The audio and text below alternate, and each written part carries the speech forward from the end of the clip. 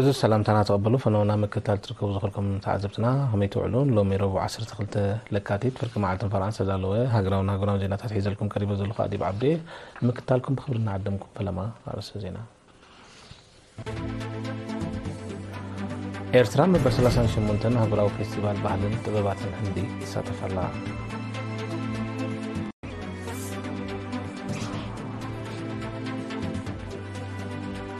ኣብ ዞባ ዓንሰባ ቱሪዝማዊ ጸጋታት ኣብ ምዕቃብ ብዝሓይለ ክስራሕ መዘኻኽር ቀሪቡ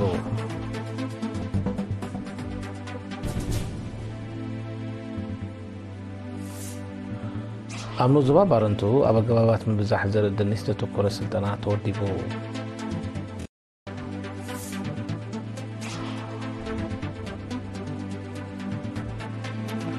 ኣብ ዜናታት ወጻኢ ሓያሎ ሃገራት ኣሜሪካ ብልዕሊ እታዊ ሓጺንን ኣሉሚንየምን ዝወሰነቶ ተወሳኺ ቀረጽ ከም ዝኾነኖ ተሓቢሩ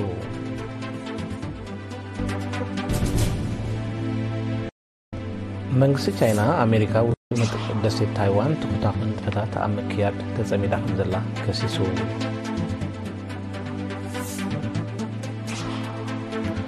ኢራቅ ተዘሚቱ ኣብ ጃፓንን ስዊዘርላንድን ዝጸንሐ ጥንታዊ ቅርሳትን ቅብኣታትን ከም ዝመለሰት ኣፍሪቃ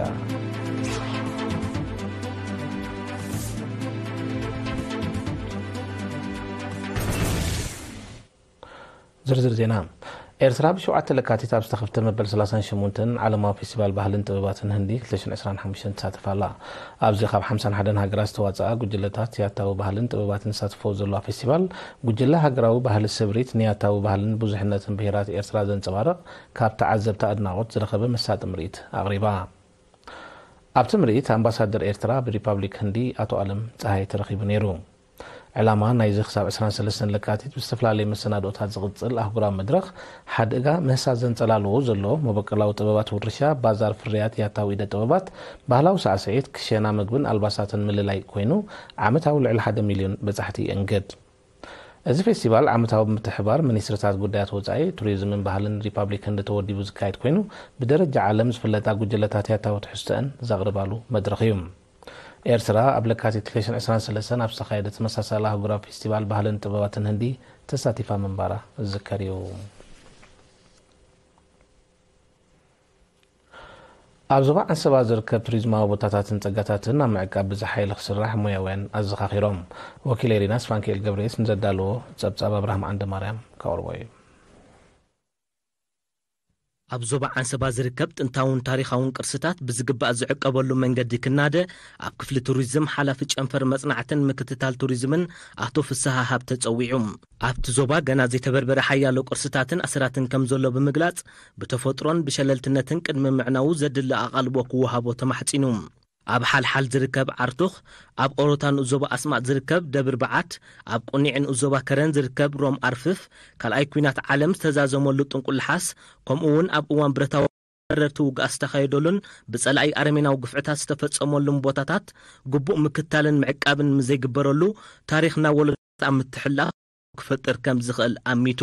ኣብ 1941 ዛዛ ምግጥማት ካልኣይ ኩናት ዓለም ዝተኻየደሉ ጥንቁልሓስ ካብ ከተማ ከረም ብቐርባ ክብጻሕ ዝኽእል ድፍዓት ሓወልቲ መራሒ ናይቲ ኩናት ዝነበረ ጀነራል ኣርሎንዶ ሎሬንሲኒ ትሕተ ባይታዊ ኣጋን እማይን ነዳድን ከምኡውን መቓብራት ናይ ልዕሊ 28 ሃገራት ወተሃደራት ብዋሕዲ ኣፍሉጦን ባህርን ምስ ግዜ እናበረሱ ይኸዱ ስለ ዘለዉ ብግቡእ ክዕቀቡ ተላብዩ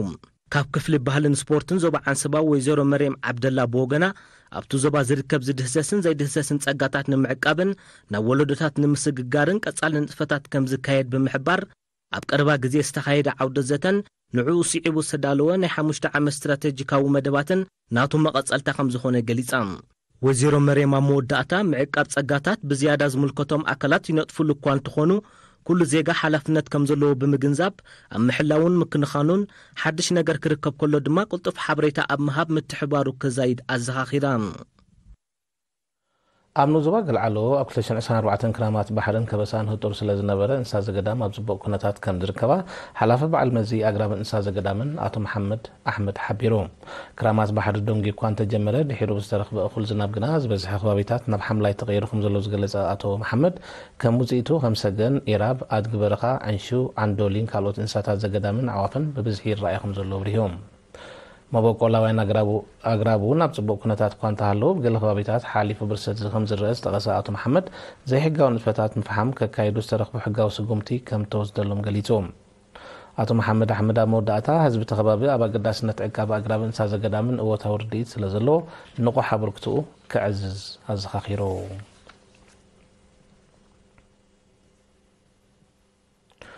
ቤት ጽሕፈት ሕርሻ ኣብ ንኡስ ዞባ ባሮንቱ እቶትን እቶታውነትን ልምዓት ጀራዴን ምዕባይ ዝዓለመ ኣብ ምብዛሕ ዘርዒ ድንሽ ዘተኮረ ስልጠና ብ7 ለካቲት ወዲቡ። ስልጠና ኣብ ኣገባብ ምርባሕ ዘርዒ ድንሽ ከምኡውን ልምዓት ድንሽን ብልጫታቱን ዘተኮረ ምንባሩ ዝሓበረ ሓላፍቲ ቤት ጽሕፈት ኣቶ ሙሴ ባታ ነቲ መደብ ንምስማር ሎሚ ዓመት 50 ኩንታል ዘርዒ ድንሽ ንሓረስቶት ከም ተዓደለ ገሊፆም። ዝተገብረ ምርምራዊ ስራሓት ዘርዒ ድንሽ ካብ ወርሒ ሕዳር ክሳብ መፋርቕ ወርሒ ለካቲት ኣብ ቆላታት ብጽቡቕ ክፈሪ ከም ዝኽእል ጠቒሱ ድማ ኣልማዓት ብስፍሓት ከተኣታትዎ ተላብዮም።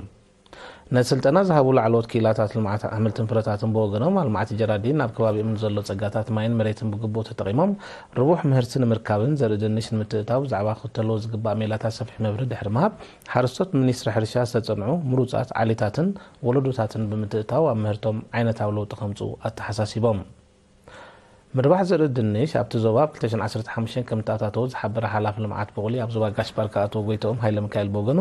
ካብ ማእከላይ ቤት ጽሕፈት 200 ኩንታል ዘርኢ ድንሽ ከም ተለኣኸን ንምስፍሑ ብኽኢላታት ዝተደገፈ ቀጻሊ ጎስጓሳትን ኣስተምሮን ይወሃብ ከም ዘሎ ኣረዲዮም። ኣብ ሚኒስትሪ ሕርሻ ዋና ዳይሬክተር ክፍሊ ሕርሻዊ ኤክስቴንሽን ኣቶ ሰመረ መለሶም በወገኑ ምህርቲ ድንሽ ንምዕባይ ሚኒስትሪ ሕርሻ ምስ ኩነታት ዝናብን ክሊማን ሳነ ብምርምር ድሕሪ ምልላይ ዝሰፍሐ ንምዝውታሩ ዕቱብ ስጉምታት ይውሰድ ከም ዘሎ ረጋጊፆም።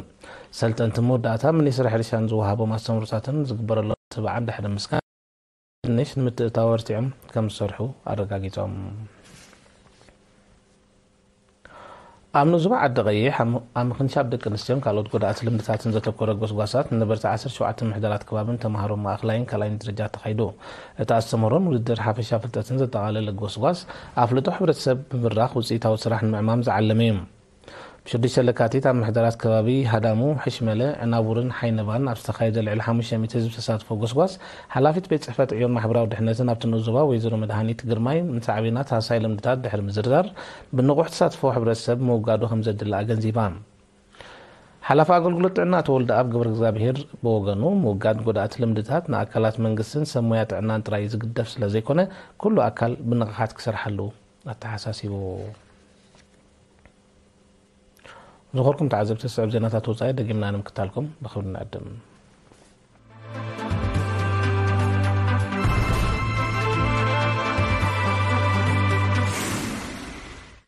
ዜና ወፃኢ ሓያሎ ካብ ቀንዲ መሻርክቲ ንግዲ ኣሜሪካ ዝኾና ሃገራት ፕረዚደንት ዶናልድ ትራምፕ ኣብ ልዕሊ እታዊ ሓፂንን ኣሉሚንየምን ዝወሰኖ ተወሳኺ ቅረፅ ከም ዝኾነ ንኦት ሓቢሩ። መራሕቲ ሃገራት ሜክሲኮ፣ ካናዳን ኤውሮጳ ሕብረትን ትማል 11 ለካቲት ኣብ ዝሃቦ መግለፂ እቲ ስጉምቲ ዘይሓላፍነታውን ዘይፍትሓውን ከም ዝኾነ ብምግላፅ ቁጠባዊ ረብሓታት ሃገራቶም ንምሕላው ናይ መልሲ ግብሪ ስጉምታት ከም ዝወስዱ ኣጠንቂቖም። በቲ ካብ 12 መጋቢት ጀሚሩ ተግባራዊ ዝኾኑ ስጉምቲ ሰደድ ሓፂንን ኣሉሚንየምን ኣብ ኣሜሪካ ዝገብራ ቀንዲ ሃገራት ሜክሲኮን ካናዳን እተን ቀዳሞት በቲ ስጉምቲ ብኣሉታ ዝፅለዋ ሃገራት ከም ዝኾና እዩ ዝግለጽ ዘሎ። ካናዳ 80 ሚእታዊት ካብ ጠቕላላ ጠለብ ኣሉሚንየም ኣሜሪካ ከም ትሽፍን ጸብጻባት ይሕብሩ። ትራምፕ ዳግማይ ናብ ስልጣን ድሕሪ ምምላሱ ነዊሕ ከይጸንሐ ልዕሊ ቀንዲ መሻርክቲ ንግዲ ዝኾና ቻይና፣ ሜክሲኮን ካናዳን ተወሳኺ ቅረፅ እታው ከም ዝወሰነ ዝዝከር እዩ። ይኹን እምበር ሜክሲኮን ካናዳን ዋሕዚ ዘይሕጋውያን ስደተኛታት ናብ ኣሜሪካ ንምምካት ስጉምታት ክሒላ ድሕሪ ምስምዐን ኣብ ልዕሊአን ዝወሰኖ ናይ 25 ሚእታዊ ተወሳኺ ቅረፅ ንሓደ ወርሒ ከም ዘናውሖ ይፍለጥ።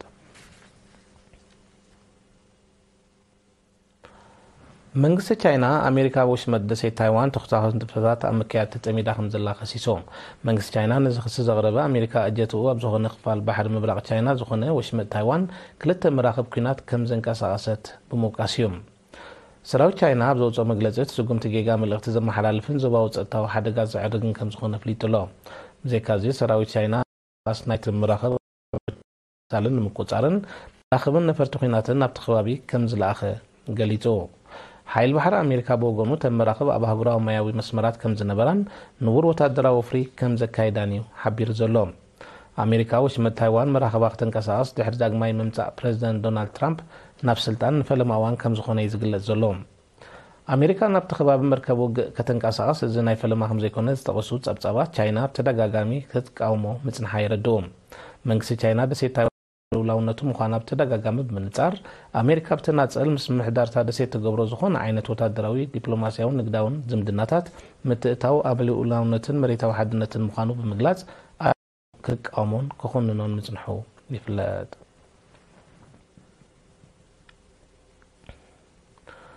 መንግስቲ ኢራቅ ተዘሚቱ አባቤት መዘከር ጃፓንን ስዊዘርላንድን ጽንሐት እንታው ቅርስታትን ቅባታትን ሀገሩ ከም ዝመለሰት ማል 11 ለካቲት አፍሊቶም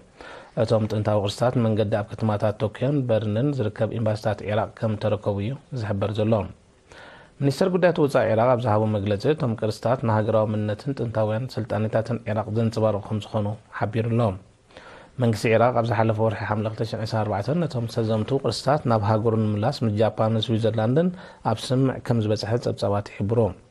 ኣሜሪካ ኣብ ዝሓለፈ ዓመት ገለ ካብቲ ኣብ እዋን ኩናት ኢራቅ ዝተዘምተ ጥንታዊ ቅርስታት ኢራቅ ናብ መበቆል ዓዶ ከም ዝመለሰት ዝዝከር እዩ ኣሜሪካ ብ2003 ዘካየደቶ ወራር ብዙሓት ጥንታዊ ቅርስታትን ስነ ጥንታዊ ቦታታትን ኢራቅ ከም ተዘምቱን ከም ዝዓነውን ጸብጻባት ይረድኡ حيلتات ጸጥታ ኢጣልያት ማል 11 ለካቲት ብዘካየደው ሰፊሕ ስርሒት ልዕሊ 130 ኣባላት ጉጅለ ማፍያ ብታሕቲ ቀይዲ ከም ዝኣተው ኣፍሊጡ እዞም ገበነኛታት ኣብ ምሕጻብ ገንዘብን ምዝማት ባንክታትን ተዋፊሮም ንኻልእ ገበና ዘገልግል ገንዘብ ኣብ ምእካብ ክነጥፉ ከም ዝጸንሑ ተገሊጹ ምስ ጉዳይ ብዝተኣሳሰር ድሮ ብኻልእ ገበናት ኣብ ቤት ማእሰርትን ዝጸንሑ 33 ጥርጡራት ተወሳኺ ናይ ማእሰር ትእዛዝ ተዋሂብሎም እቶም ገበነኛታት ብዘይካ ኣብ ምሕጻብ ገንዘብ ኣብ ምስግጋር ኣጽዋርን ዕጸፋርስን እውን ክነጥፉ ከም ዝጸንሑ ተገሊጹሎም ኣባላት ጉጅለ ማፍያ ተሕቲ ቀይዲ ከኣቱ ዝናይ ፈለማ እኳ እንተዘይኮነ ዝፍጽምዎ ገበናት ናዓብየን ናተራቐን ይመጽእ ከም ዘሎ ግና ይጥቀስ ኣብ መንጎ እስራኤልን ፍልስጤማዊ ምንቅስቓስ ሓማስን ዝበጽሐ ስምዕ ምቁራጽ ተኽሲ ክኽለፍ ከም ዝኽእል ይእመት ኣሎ ዝተሓበረ እስራኤል ነቲ ስምዕ ከም ዝተሓሰቶ ዝኸስስ ምንቅስቓስ ሓማስ መስርሕ ምልቃቕ ጅሆታት ንዘይተወሰነ ግዜ ከም ዝውንስፎ ድሕሪ ምግላጹ እዩ ነቲ ክሲ ኣሉታዊ ምላሽ ዝሃበትሉ እስራኤል ኣብ ልዕሊ እቲ ምንቅስቓስ ሓድሽ ወታደራዊ ስጉምቲ ክትወስድ ከም እትኽእል ኣጠንቂቓላ ኣሜሪካ ብወገና ተሪፎም ዘለዉ እስራኤላውያን ጅሆታት ምዘይልቀቑ እቲ ስምዕ ጠቕሊሉ ክስረዝ ምዃኑ ኣሚታ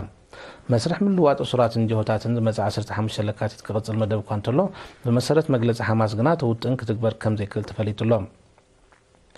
ካብ 19 ጥሪ ጀሚሩ ክካየድ ብጸንሐ መስርሕ 16 እስራኤላውያን 5 ታይላንዳውያንን 566 ፍልስጤማውያን ጅሆታትን እሱራትን ተለቒቖም ኣለዉ እቲ መስርሕ ሳብ ዝዛዘም ብጠቕላላ 1900 ፍልስጤማውያንን 33 እስራኤላውያንን ጅሆታት ክልቀቑ እዩ ኣብ ስምዕ ተበፂሑ ዘሎ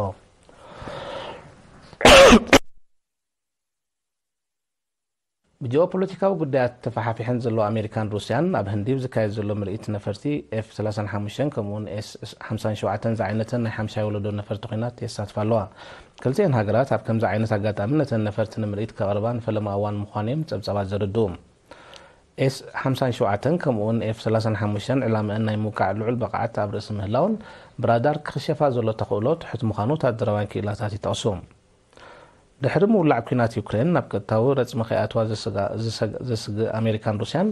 ኣብ ውድድር ምዕባል ኣፅዋር ተጸሚደን ምህላውን ይጥቀስ ንምፍራይ ኣፅዋር ዝምልከት ኣብ መንጎአን ዝበፅሐ ስምዓት ምፍራሱ ኣብቲ ዓውዲ ገዚፍ ባጀት ሰሊዕን ይንቀሳቐሳ ምህላውን ድማ ይግለጽ ኣሜሪካን ሩስያን ናብ 1987 ዘኸተመዎ መስርሕ ምፍራይ ናይ ማእከላይ ርሕቀት ሚሳይል ዝገትእ ስምዕ ናብ ዝሓለፈ ቅርቢ ዓመታት ከም ዝሰረዝኦ ዝዝከር እዩ እቲ ሚሳይል ካብ 500 ኪሎ ሜትር ክሳብ 5500 ኪሎ ሜትር ዝውንጨፍ እዩ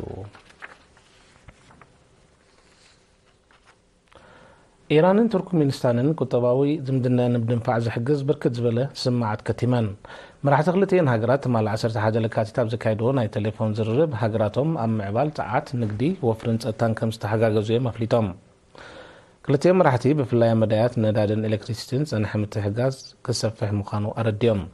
ዘይካዚ ኢራንን ቱርክሜኒስታንን ናብ ምውሓስ ዞባዊ ፀጥታ ብሓባር ከም ዝሰርሓ ኣብ ትርክብ ኣነፂረን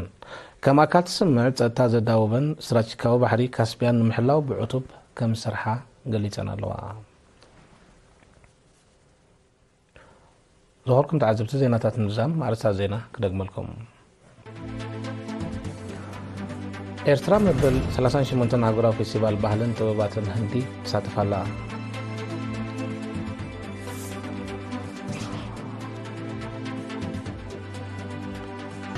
ኣብ ዞባ ዓንሰባ ቱሪዝማዊ ፀጋታት ኣብ ምዕቃብ ብዝሓይለ ክስራሕ መዘኻኸሪ ቀሪቡ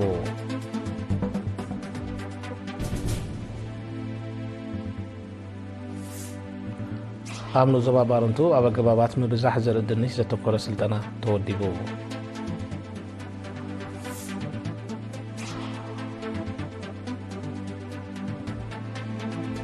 حيال هاجرات أمريكا بلعل إتاو أحاتينن ألمنيوم من زوسن تتوسخ غرز كم زخننو تحبيرو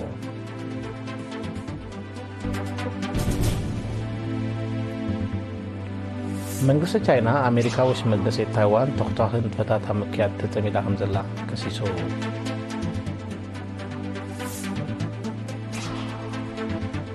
ኢራቅ ተዘሚቱ ኣብ ጃፓን ስዊዘርላንድን ጽንሐት ጥንታዊ ቅርስታታን ቅብኣታታን ከም ዝመለሰት ኣፍሊጣ